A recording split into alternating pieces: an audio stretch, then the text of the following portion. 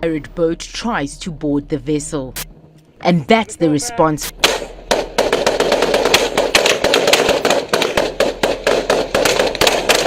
The UK has once again proven how efficiently it continues to eliminate pirate threats in the open ocean. And it starts with the summer of 2025. A British warship cuts across the Arabian Sea. On the horizon, tiny specks appear, fast-moving skiffs, closing in on a merchant vessel. Within minutes, the situation turns hostile. Pirates armed with rifles and RPGs attempt to board. But this time, things don't go their way. From the deck of HMS Richmond, a Royal Navy frigate, a helicopter lifts off. Warning shots echo across the waves. Marines launch in fast boats surrounding the attackers. And in a matter of minutes, the pirates are disarmed, their weapons seized, and their skiffs destroyed. This isn't a movie. It's one of the most decisive anti-piracy operations the Royal Navy has carried out in years. And it sent a message. Britain may have fewer ships than before, but it still knows how to rule the waves.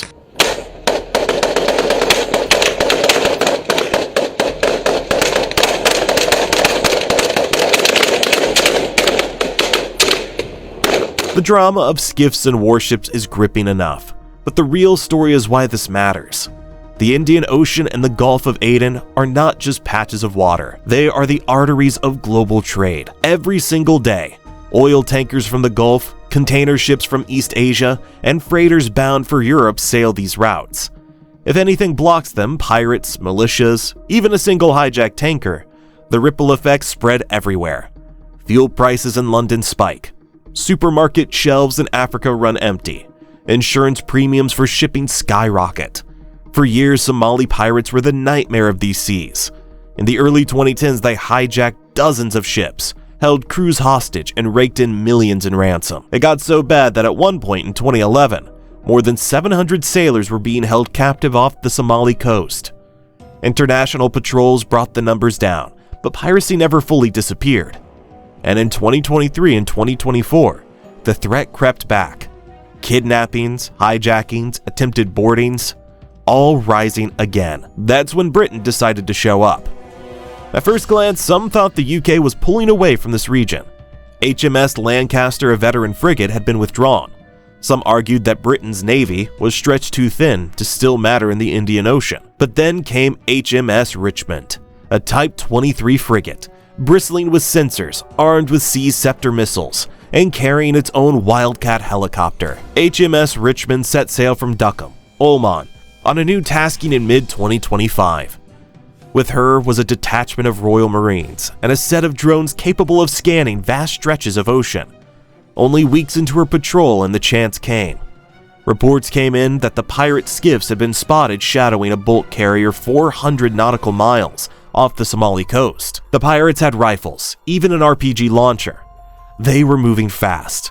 For the ship's crew, it was a nightmare unfolding in real time. For HMS Richmond, it was the moment they had been waiting for.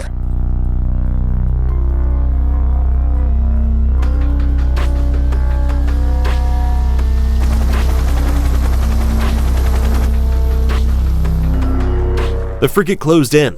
The helicopter was airborne within minutes, swooping low to cut off the pirate boats. The Marines prepared for boarding. Over loudspeakers came the warning. "Heave to, drop your weapons." The pirates ignored the first call, circling, shouting, raising their rifles. But then the frigate fired warning shots, splashes exploding just feet from the skiff. That was enough.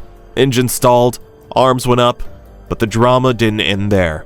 Boarding teams launched in rigid inflatable boats, skimming across the waves. They surrounded the skiffs, Marines climbing aboard with weapons ready. In minutes, the pirates were disarmed, shackled, and pulled aboard HMS Richmond. The haul was shocking. AK-47s, machine guns, even an RPG tube.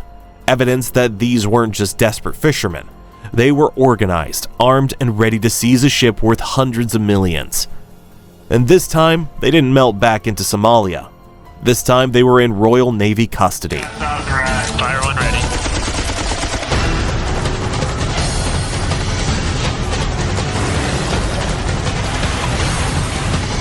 In one sense, this was just a successful raid.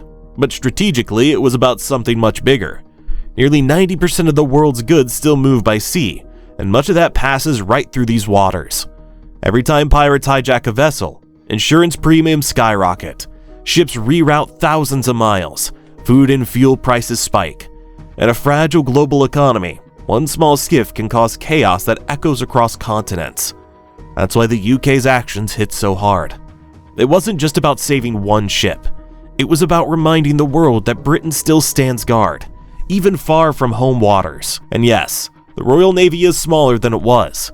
Yes, the Americans have more ships, the Indians are rising, and the French patrol their colonies. But the UK just proved it can still arrive, strike fast, and get results. For the sailors on board that merchant vessel, the rescue was a survival. Imagine being unarmed on a slow-moving ship, watching armed men in skiffs racing towards you. You can't outrun them. You can't outfight them. Your only hope is that someone out there hears your distress call.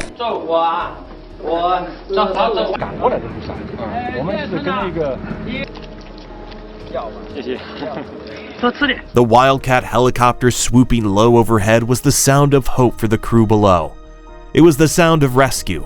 Some later said they had prepared for the worst, to be taken to Somalia, held for ransom maybe for months. Instead, they watched the pirates surrender and were freed within hours. This is what anti-piracy patrol really means.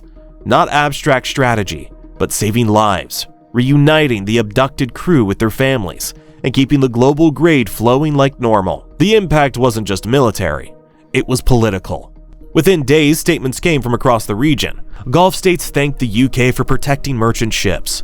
Even shipping companies that once relied heavily on American or Indian patrols praised the Royal Navy's quick response. What's more ironic is the fact that just months ago, analysts questioned whether Britain had the will or the means to keep policing the high seas. Some pointed to the withdrawal of HMS Lancaster as proof that London was pulling back, but HMS Richmond's mission flipped the narrative.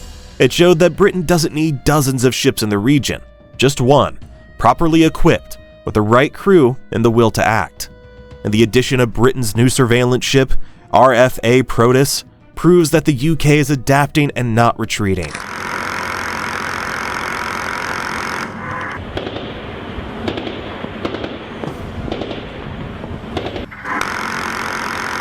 There's also history at play. This isn't the first time Britain has fought pirates. In the 19th century, the Royal Navy waged war against the Barbary Corsairs, who preyed on European shipping in the Mediterranean. Back then, just like now, it wasn't only about sailors. It was about commerce, trade, and national prestige. The message was the same. Britain protects its shipping, and by extension, Britain protects global trade. In many ways, HMS Richmond's operation in 2025 was a modern echo of the same mission. The tools have changed, drones, helicopters, radar, but the principle remains. Secure the seas. Of course, piracy hasn't vanished. The latest maritime reports still warn of hijacking attempts across the Indian Ocean. In June, Yemeni fishing boats were taken. In the Gulf of Guinea, on the other side of Africa, pirate attacks remain brutal and frequent. The lesson is simple. Piracy ebbs and flows, but it never disappears. Whenever patrols ease or navies get distracted, the gangs return. But what Britain showed in 2025 is that piracy is not unstoppable. That when a modern navy commits, the pirates don't stand a chance. Against drones, warships, helicopters, and Royal Marines, small skiffs with rifles are outmatched, and every time a nation like the UK steps in, it raises the cost of piracy and lowers its rewards.